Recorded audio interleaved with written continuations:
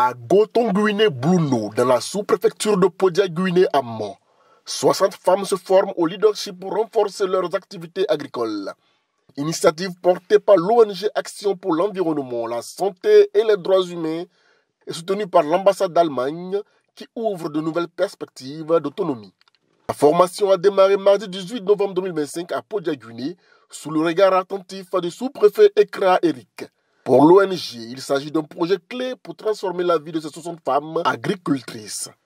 La formation d'aujourd'hui est exécutée dans le cadre de la mise en œuvre du projet de renforcement des capacités et du pouvoir économique de 60 femmes de Gotonguiné-Blouno dans la sous-préfecture de Podia-Guiné, dans le département du Nord.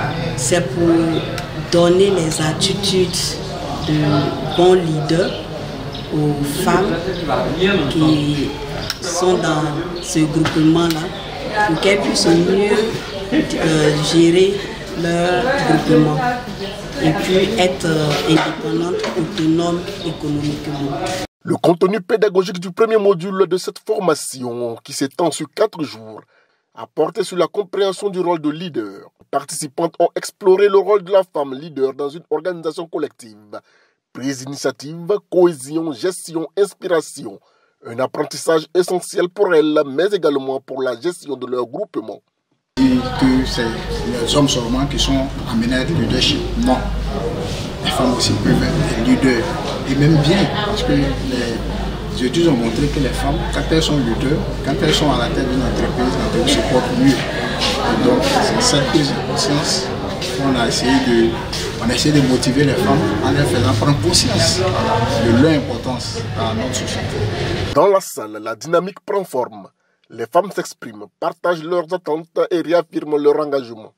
On encourage aussi nos sœurs à venir massivement travailler ensemble avec nous. Parce que ce travail demain pour nous rapporter beaucoup d'argent pour aider notre mari, pour aider nos enfants demain à leur réussite aussi. Après ce premier module, les formations porteront sur les techniques culturelles du manioc, du riz, du gombo et de l'aubergine, puis sur la gestion du groupement.